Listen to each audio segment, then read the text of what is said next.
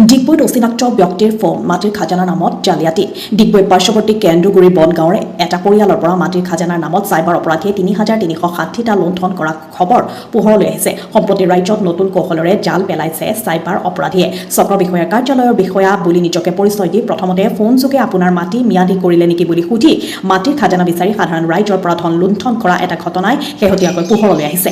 ডিগবৈ থানাৰ অন্তৰ্গত কেন্দ্ৰগুৰি বনগাঁৱৰ সীতা চেত্ৰী নামৰ মহিলাগৰাকীয়ে সাংবাদিকক অৱগত কৰা অনুসৰি মহিলাগৰাকীলৈ অচিনাকি নম্বৰৰ পৰা ফোন আহে। ৰাজু দাস নামৰ ব্যক্তিজনে নিজকে চাৰ্কল অফিচাৰ বিষয়া বুলি ফোনত পৰিচয় দি মাটিৰ খাজানা যথেষ্ট দিবলৈ বাকী আছে বুলি কৈ চক্ৰ বিষয়া কাৰ্যালয়ত মাটিৰ খাজানা আদায় দি আহিব।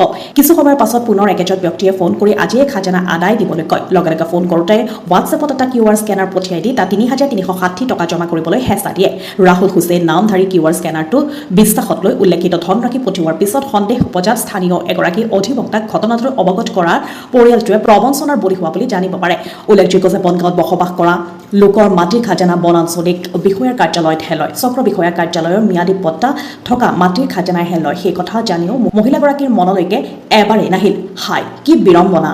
এনেকৈ এছাম চাইবাৰ অপৰাধীয়ে অতি কৌশলেৰে নিৰহ লোকৰ কষ্টপাৰ্জিত ধন লৈ প্ৰবঞ্চনা কৰি আহিছে। ফোন আহিলে ৰাতিপুৱা 9টা বজাত তাৰপিছত ক'লে ফোন কৰি কিনি বাইদেউ আপোনাৰ মাটি মেদি কৰিছে নেকি মাটিটো বুলি এনেকুৱা কৈছে। তো আমি ক'লোঁ এপ্লাই কৰিছিলোঁ আমি। তাৰপিছত ক'লে মাটি আধা বিঘা আছে এনেকুৱা ক'লে।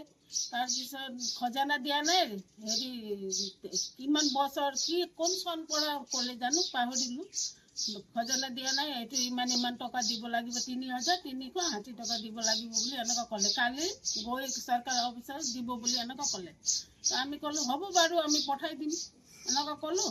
পিছতো আকৌ লগে লগে কৈছে এতিয়াই পঠাই দিয়ক বুলি ৩,৩৬০ টকা বুলি কৈছে। তাৰপিছত এনেকুৱা কৰোঁতে সিহঁতি পঠালে।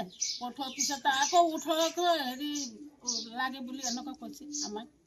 আমি সঁচা বুলি ভাবিলোঁ, আমিতো কৰি আছোঁ এতিয়া মেডি।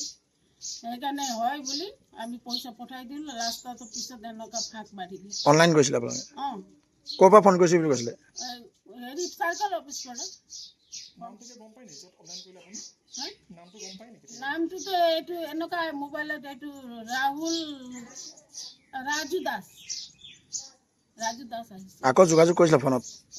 কৰি আছে ফোনটো 18শ। তেতিয়া লগে লগে আমি আমাৰ তিনিচুকীয়াত উকিল আছে তো এটা নিজৰ মানুহ তাক ফোন কৰি এনেকুৱা কথা বুলি ক'লোঁ। তো পইচা খুজিছে যদি এইটো ফাঁক মাৰিছে বুলি ক'লে। এতিয়াই আমি গম পালোঁ, আগতেতো গমেই পোৱা নাই।